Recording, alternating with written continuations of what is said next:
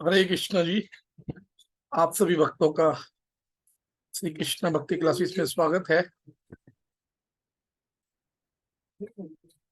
आप सभी को आवाज आ रही है? जी प्रभु जी, आ रही है। प्रभु जी। तो क्लास शुरू करते हैं आज की।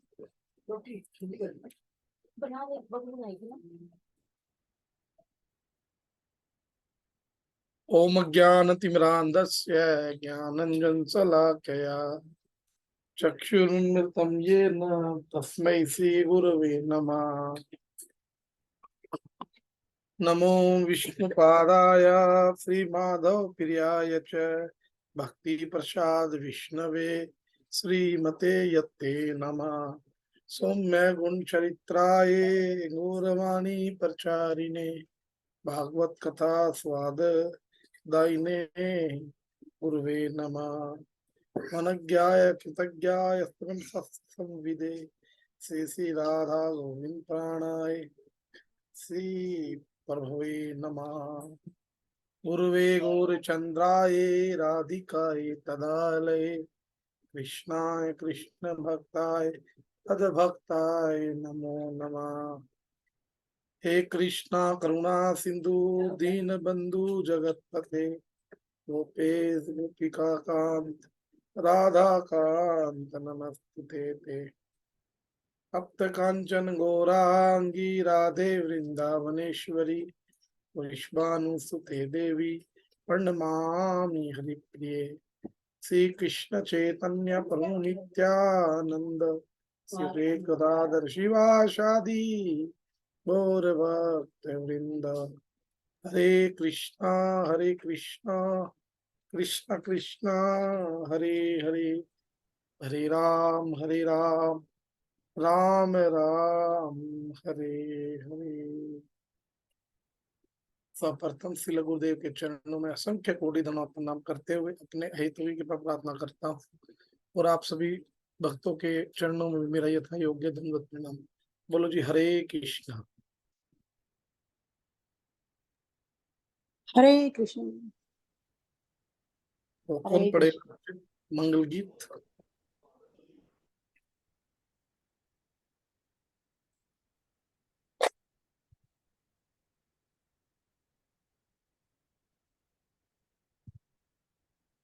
अर्चना दीदी पढ़ो आप। हरे कृष्ण प्रभु जी। हरे कृष्णा जी। मंगल गीत प्रभु जी। हाँ जी जी प्रभु जी।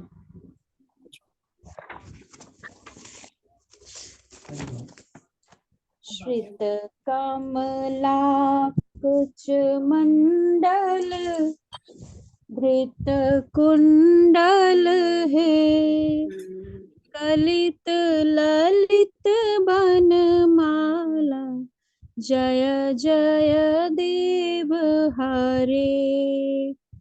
दिनमणि मंडल मंडन भव खंडन है मुनि जन मानस हंस जय जय देव हरे। कालिय विषधर गंजन जन रंजन है यदुकुल नलिनी दीनेश जय जय देव हरे। मधुमुर नरक विनाशन गरुड़ासन है सुरकुल केली निदान जय जय देव हरे। अमल कमल दल लोचन भव मोचन है त्रिभुवन भुवन निधान जय जय देव हरे। जनक सुता कृत भूषण जित दूषण है समर शमित दश कंठ, जय जय देव हरे। अभिनव जलधर सुंदर, धृत मंदर है। श्रीमुख चंद्र चकोर, जय जय देव हरे। तव चरणम प्रणतावयम् इति भावयहे। कुरु कुशलम प्रणतेषु, जय जय देव हरे। श्री जय देव कबीर इदं कुरुते मुदं हे। मंगल उज्ज्वल गीतम, जय जय देव हरे। जय जय देव हरे। हरे कृष्ण जी। हरे कृष्ण प्रभु जी। तो ये आज कौन सा श्लोक है? श्लोक नंबर 14। श्लोक नंबर 14। कौन पढ़ेगा 14 नंबर श्लोक?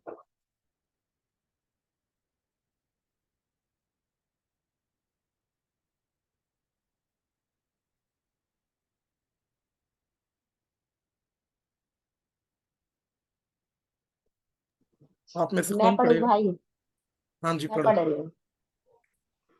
सर्वस्य च अहम हृदि सन्निविष्टः मतः। नहीं नहीं नहीं नहीं, अभी किमर्थं है? अभी अभी रुको रुको रुको, ये इससे पहले वाला श्लोक है। अहम अच्छा अच्छा, वैष्णव ठीक है ठीक है ठीक ठीक है ठीक। अहम व विषामदः भूत्वा प्राणिनां देहम आश्रित है प्राण अपान अपान समायुक्त है पचामी अनम चतुर्विधम। मैं समस्त जीवों के शरीरों में पाचन अग्नि हूँ और मैं श्वास पर श्वास में रहकर 4 प्रकार के अन्नों को पचाता हूँ। तात्पर्य, आयुर्वेद शास्त्र के अनुसार अमावस्या में अग्नि होती है और जो वहां पहुंचे भोजन को पचाती है।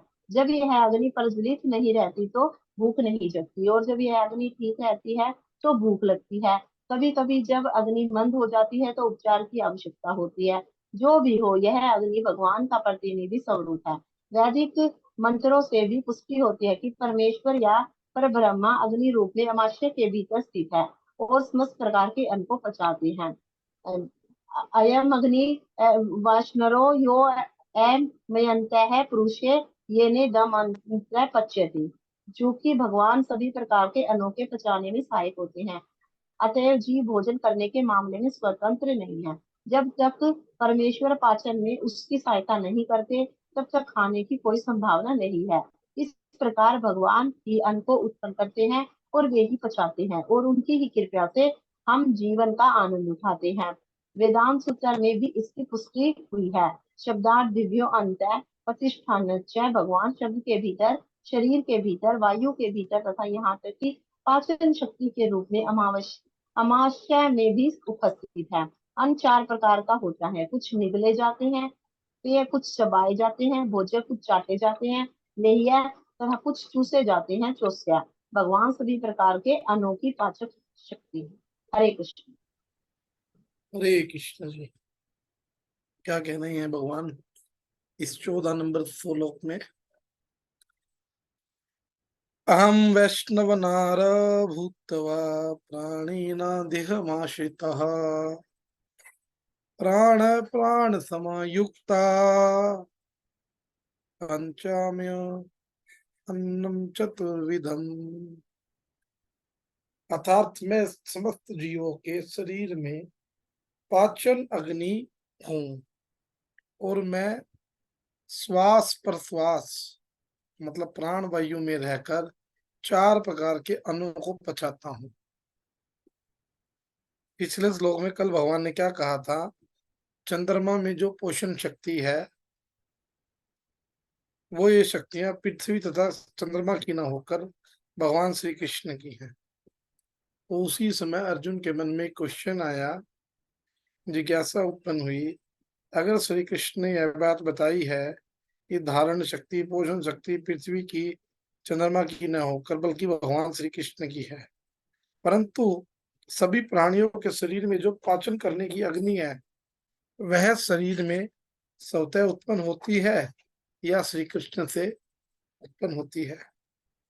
तो इसके बारे में अर्जुन सोच रहा था, जिज्ञासा कर रहा था। तो भगवान ने इसके बारे में सुना, है ना, और भगवान ने फिर आंसर किया।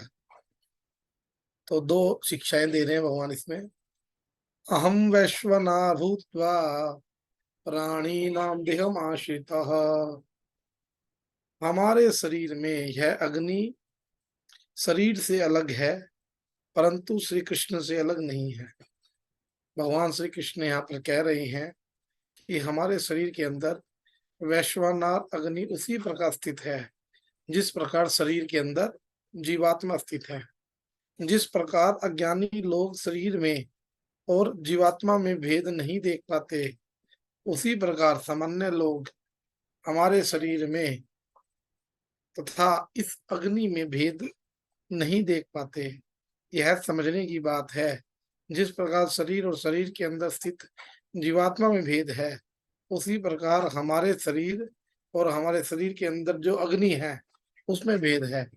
यदि शरीर के अंदर से जीवात्मा बाहर निकल जाए तो शरीर में कुछ भी चेतना नहीं होती।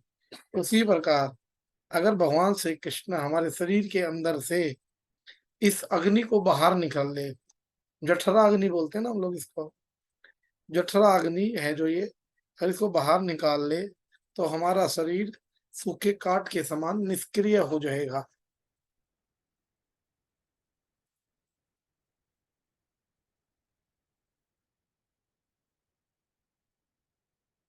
यह अग्नि पूरे शरीर में व्याप्त है। भगवान कह रहे हैं कि यह अग्नि संपूर्ण शरीर में फैली हुई है। जिस प्रकार शरीर में जीवात्मा की चेतना फैली हुई है, उसी प्रकार संपूर्ण शरीर में ये अग्नि भी फैली हुई है। मतलब इस अग्नि की तुलना की गई है जीवात्मा के द्वारा। परंतु समझने की बात यह है, संपूर्ण शरीर में जो चेतना फैली हुई है वह चेतना तो जीवात्मा की शक्ति है, परंतु संपूर्ण शरीर में जो अग्नि फैली हुई है वह अग्नि जीवात्मा की शक्ति नहीं है, बल्कि वो श्री कृष्ण की शक्ति है। यहाँ पर श्री कृष्ण आश्रित शब्द का प्रयोग कर रहे हैं। आश्रित शब्द से श्री कृष्ण यह भाव व्यक्त कर रहे हैं कि श्री कृष्ण की सेवा की भावना इतनी अधिक है कि वे ठीक उसी समय अग्नि के रूप में शरीर में प्रवेश करते हैं।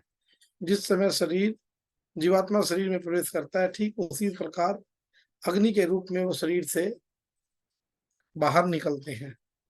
जिस समय जीवात्मा शरीर से बाहर निकलता है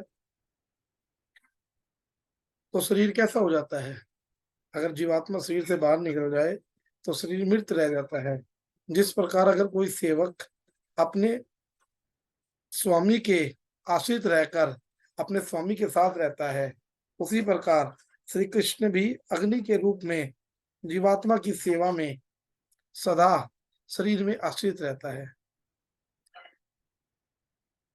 यह श्री कृष्ण का गुण है कि वे भौतिक जगत में अपनी सेवा से विमुख हुए जीवों की सेवा में अग्नि बनकर उनके साथ रहते हैं। जो जठरा अग्नि है जो भोजन को पचाती है, ये अग्नि भी भगवान कह रहे हैं ये भी मैं स्वयं हूँ, है ना, ये मेरे द्वारा है, ये मेरी शक्ति है।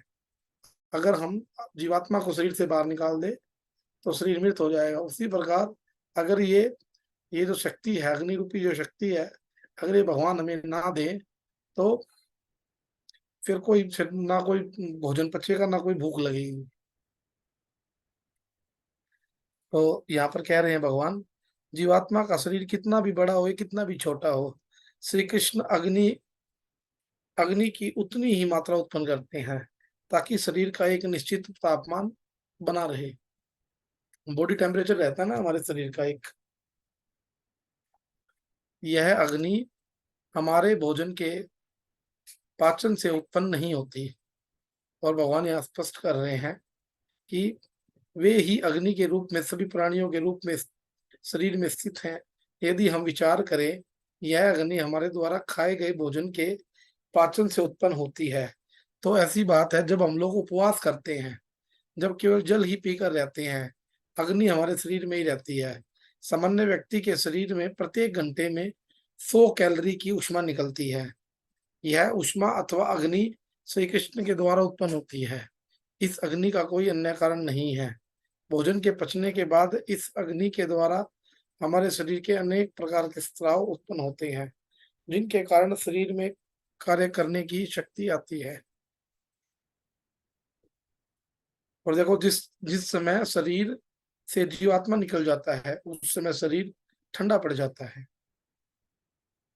वैसे ही उस समय यह अग्नि भी निकल जाती है। यह उसी प्रकार है जिस प्रकार यदि मकान में रहने वाला मकान मालिक, मकान अगर कोई आप मकान में रह रहे हो, है ना, अगर मालिक उसको छोड़ दे, तो मकान में रहने वाला जो सेवक है वो भी मकान को छोड़ देता है, क्योंकि सेवक का मकान में रहने का कोई प्रयोजन है ही नहीं। यह बात देखी जा सकती है कि जिस समय शरीर से जीवात्मा निकलता है तो शरीर ठंडा हो जाता है। अगर जब शरीर ठंडा हो जाएगा तो वो अग्नि भी बाहर निकल जाएगी। और क्या कह रहे हैं? तो कह रहे हैं कि मैं प्राण, दूसरी पंक्ति में, प्राण अपान समायुक्ता पंचामी अन्नम चतुर्विधम, अर्थात मैं प्राण और अपान के साथ मिलकर 4 प्रकार के भोजन को पचाता हूँ। यहाँ पर भगवान श्री कृष्ण अग्नि के रूप में दूसरा कार्य बता रहे हैं। जो ये 4 प्रकार के जो भोजन है, ये कौन कौन से हैं?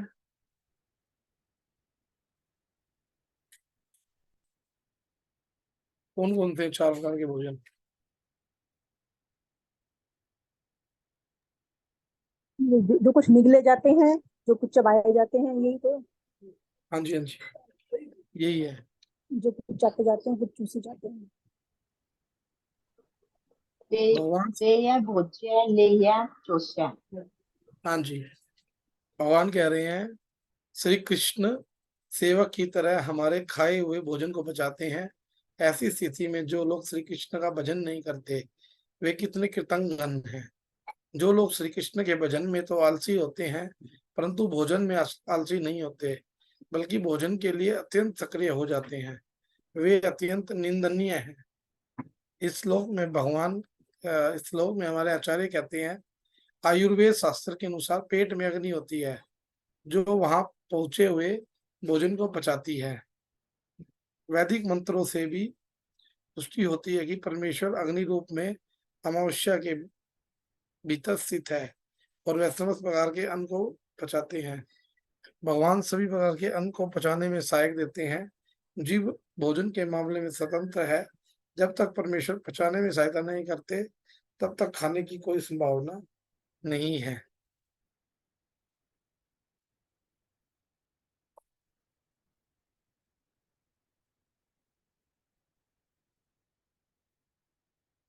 तो कहने का तात्पर्य ये है कि भगवान कह रहे हैं कि जो जो हम लोग कुछ खाते हैं, है ना, जो उसके अंदर अग्नि जो प्रकट होती है, वो भी मेरे द्वारा है, मेरी शक्ति है। हम क्या सोचते हैं कि भाई साइंटिफिक कोई जठरा अग्नि है जो हमारे भोजन को पचाती है, वो करती है, लेकिन भगवान कह रहे हैं वो भी मैं ही हूँ, मेरे द्वारा ही होता है।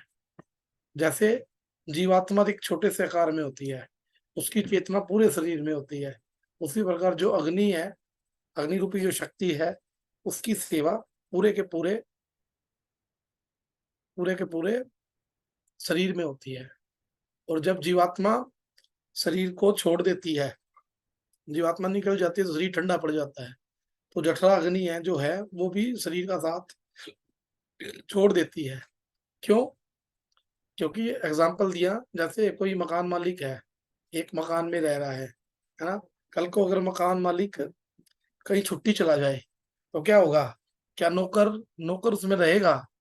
नौकर की क्या जरूरत है, जब मकान मालिक ही चला गया तो ताला लग जाएगा, तो फिर नौकर भी नहीं रहेगा, नौकर क्या करेगा। तो उसी प्रकार जब जीवात्मा चली जाती है तो ये जो अग्नि रूपी जो शक्ति है ये भी बाहर निकल जाती है। और ये जैसे जैसे शरीर के अंदर जीवात्मा का भेद है ना, उसी प्रकार हमें ये समझना चाहिए कि भी जो भगवान की जो ये जो जठरा अग्नि रूपी शक्ति है ना, ये हमें भगवान के द्वारा प्राप्त होती है और इसी से हमारा कल्याण होता है। और ये 4 प्रकार के भोजन को पचा लेती है। हमने पढ़ा ना कौन कौन से भोजन थे, जो कुछ निगले जा सकते हैं, कुछ चबाए जा सकते हैं, कुछ चाटे जा सकते हैं, कुछ चूसे जा सकते हैं। तो ये भगवान को भोग लगता है, जो ये उसके बारे में कह रहे हैं कि हमें इस प्रकार से हमें भगवान की शरण लेनी चाहिए। क्यों? क्योंकि क्योंकि ये जठरा अग्नि भी है, जो पाचन शक्ति है, वो भी भगवान के द्वारा ही है। हमारा इसमें भी कोई वो नहीं है कि भी हमारा इसमें भी कोई रोल हो, ये भी भगवान के द्वारा है। तो धीरे धीरे धीरे धीरे भगवान हर चीज को बताते जा रहे हैं कि ये शक्ति भी मेरे द्वारा है, ये सूर्य का तेज भी मेरा है, सूर्य का प्रकाश भी मेरा है, अग्नि का तेज भी मेरा है। तो वो है। अगर किसी को ये क्वेश्चन समझ नहीं आया हो, ये श्लोक समझ नहीं आया, तो आप पूछ सकते हैं।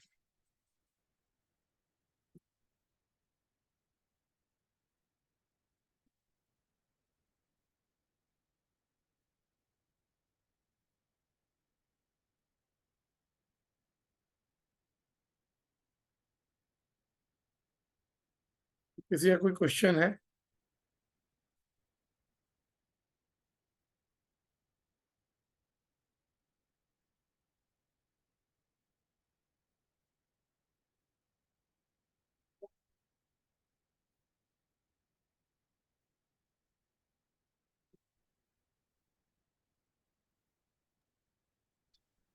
हरे कृष्णा। हरे कृष्णा माता जी। हरे कृष्णा माता जी।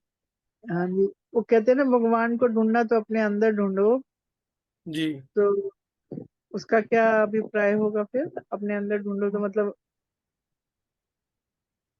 ऐसा ना, हाँ, क्या नाम, भगवान हमारे अंदर है माता जी, हाँ क्योंकि हाँ हम जी, हाँ लोग भगवान के सनातन अंश हैं। हाँ जी, हाँ लेकिन जी।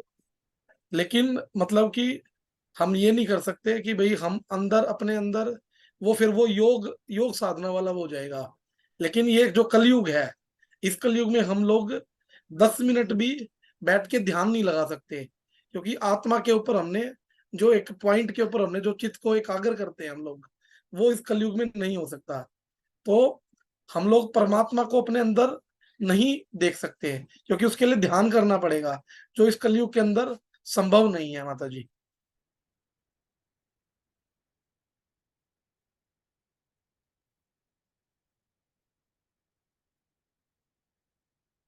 अगर इस कलयुग में भगवान को प्राप्त करना चाहते हैं, अगर हम भगवान की सेवा करना चाहते हैं, तो कलयुग केवल हरिनाम आधारा, कलयुग में केवल भगवान ने इस नाम संकीर्तन के द्वारा बताया गया है विधि को, कि अगर कहते हैं कि कली काले नाम रूप अवतार, कि भगवान ने कलयुग में नाम रूप में अवतार लिया है, साक्षात भगवान कृष्ण ने वो बात नाम सही के। है आप, जी, कि नाम से ही, भक्ति से ही हम पहचान पाएंगे। हाँ जी, पर उसका अभिप्राय क्या है कि भगवान कहता है कि ढूंढता है मुझे, कहाँ मैं तेरे छुपा हूँ, तेरे अंदर ही छुपा हूँ। हाँ जी, तो हाँ जी। इस वो स्लो एक वो भी है ना, एक वो दोहा भी है, मोको कहाँ ढूंढे बंदे, मैं तो तेरे हाँ, पास। हाँ, वो कबीर का दोहा है माता जी। लेकिन माता जी हम लोग, वो कबीर जो है ना, कबीर एक सच्चे संत हैं और भगवान के एक वीआईपी भक्त हैं। वो इस चीज के लिए, उनके लिए चीजें हैं, जैसे मीराबाई थी, कबीर दास थे, सूरदास थे, तुलसीदास थे। लेकिन हम लोग नर्सरी क्लास के स्टूडेंट हैं, वो लोग पीएचडी होल्डर हैं, वो लोग कर सकते थे इन चीजों को। लेकिन हम लोगों के लिए भगवान ने केवल सिंपल दिया, कलयुग केवल हरिनाम आधारा, क्योंकि वो लोग थे, वो कर सकते थे, वो लोग भगवान के वीआईपी भक्त थे। लेकिन हम लोग नहीं कर सकते। उस तरीके से। हमें तो केवल एकमात्र हरिनाम का सहारा लेना पड़ेगा।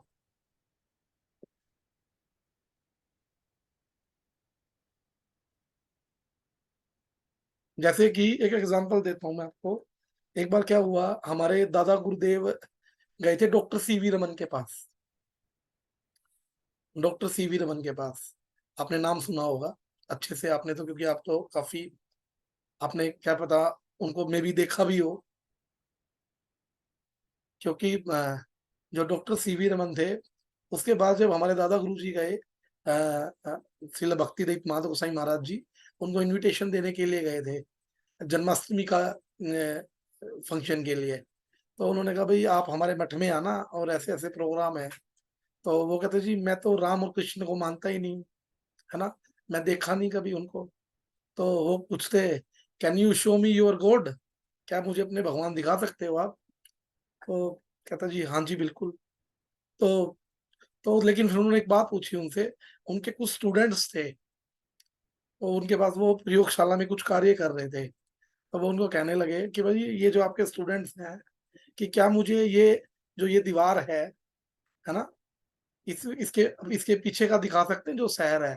तो वो कहने लगे कि भाई नहीं ये अभी नहीं दिखा सकते, इनको एक एक टाइम का पूरा एक्सपीरियंस लगेगा, एक टाइम इनको पूरी मेहनत करनी पड़ेगी, जब ये उसमें बिल्कुल परिपक्व हो जाएंगे जब ये आपको दिखा पाएंगे। तो जब हमारे दादा गुरुजी ने उनको कहा था कि अगर आप भगवान राम कृष्ण को देखना चाहते हो, है ना, उनके दर्शन करना पा चाहते हो, सबसे पहले आपको उनकी शरणागति लेनी पड़ेगी और आपको हरि नाम का सहारा लेना पड़ेगा। जब आप नाम रूप में भगवान को जप करोगे, भगवान के जो दिए हुए जो निर्देश है शास्त्रों के अकॉर्डिंग, जब आप उसका पालन करोगे, तो एक टाइम ऐसा आएगा कि भगवान, आपको भगवान के दर्शन करने की आवश्यकता नहीं होगी, भगवान स्वयं आपके दर्शन करने के लिए आएंगे। जब जाके डॉक्टर सीवी रमन ने, जब उनकी जो ये वो हुई, एक डिस्कशन हुआ महाराज जी के बाद, फिर वो बाद में भक्तिदीप माधव गोसाई महाराज जी ने उनको अपने मठ में बुलाया था, हमारे प्रभुपाद जी के मठ में, फिर वो आए थे।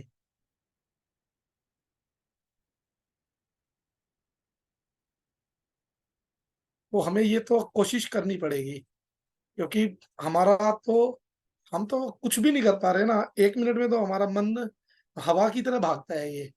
1 मिनट में हम लोग विदेश पहुंच जाते हैं, 1 मिनट में कहीं पहुंच जाते हैं, 1 मिनट में कहीं पहुंच जाते हैं। अगर परमात्मा को अंदर बिंदु से बिंदु को मिलाना है, तो सबसे पहले एकाग्र करना पड़ेगा इस चित्त को, वो होने वाला है नहीं। क्योंकि अर्जुन ने भी भगवान को कहा कि, भगवान ने कहा भाई कि आप इस मन को मुझे दे दो, इस मन को मुझ में लगाओ।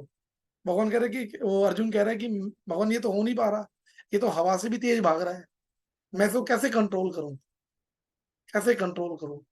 तो जब कहा गया अगर मन को कंट्रोल करना है, तो मन को कंट्रोल किया जा सकता है केवल महामंत्र के द्वारा, क्योंकि मन को तारने वाला मंत्र है, और सभी मंत्र जिसके अंदर है वो महामंत्र है। तो इस हरे कृष्ण महामंत्र के द्वारा हम धीरे धीरे धीरे धीरे धीरे धीरे मन के ऊपर कंट्रोल भी कर सकते हैं। और दूसरा, क्योंकि इस मन के कारण ही हम लोग दुखी हैं। सबसे पहले मन में आती है चीजें, अगर ये मन शांत रहेगा तो हम लोग शांति से रहेंगे।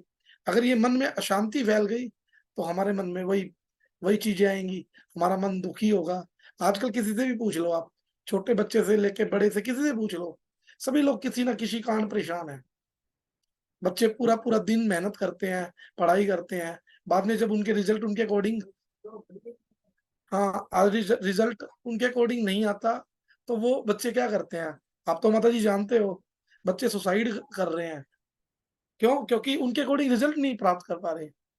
बल्कि वो मेरी माता जी बता रही है कि मेरी बेटी का आज 1 नंबर कम आया, वो घर आके रोने लगी कि मेरे दादी मेरा 1 नंबर कम आया, और वो घर आके रोने लगी। तो मतलब हर हर आदमी दुखी है, कोई किसी, चाहे बच्चा है, कोई बूढ़ा है, कोई भी क्यों ना हो, सब दुखी है। अगर इसको सुखी करना है तो हमें भगवान की शरण लेनी पड़ेगी, नहीं तो ये मन रूपी जिन हमें कहीं का भी छोड़ेगा नहीं, ये हमें भटका देगा कहीं कहीं चीजों में, और हमारा पतन होते वक्त टाइम नहीं लगेगा। आपने पहले बताया था कि मन को कंट्रोल करने के लिए जाप करना है, दूसरा हाँ जी इंद्रियों पे अपने कंट्रोल पढ़ते जी हैं कि रामायण का मीनिंग क्या है। रामायण का मीनिंग ये है कि journey of energy with in you, यानी रा मीन्स एनर्जी, मा मीन्स मुझ में, और आयन मीन्स जर्नी। तो अपने जी अंदर जर्नी देखनी पड़ती है। और कहते हैं कि जो रामायण में युद्ध हुआ था वो आपके हाँ जी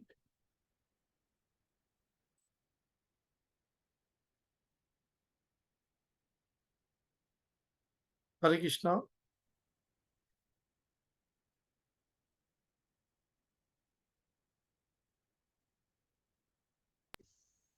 हाँ जी बोलिए माता जी, प्लीज कंटिन्यू।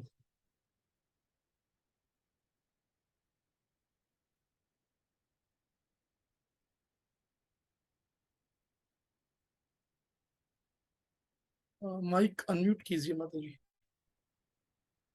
जी बोलिए। अब आवाज आ रही है। हाँ अभी आ रही है, पहले नहीं आ रही थी, बीच बीच में आपका माइक म्यूट हो जा रहा था। मैंने कहा रामायण का मीनिंग है ना, रा मीन्स एनर्जी, मा मीन्स मुझ में, आयन मीन्स जर्नी। अगर जी अपने अंदर जर्नी करोगे तो जो युद्ध होता है, तो दशरथ जो है वो 10 रथ, जो आपकी इंद्रियां, काम इंद्रियां जो भी है, जी 5 ज्ञानेंद्री, हाँ 5 कर्मेंद्री। जी हाँ, तो ये युद्ध अपने अंदर ही होता है। तो आपके अंदर जी ही भगवान है। और माइंड को कंट्रोल करने के लिए जो आपने कहा कि भगवान की भक्ति होनी चाहिए, जी बिल्कुल।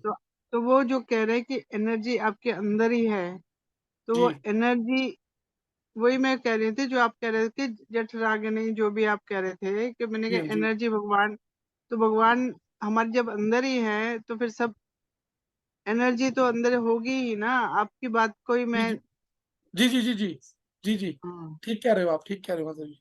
हम्म, जी ठीक है। हाँ जी बिल्कुल। ओ, और कोई?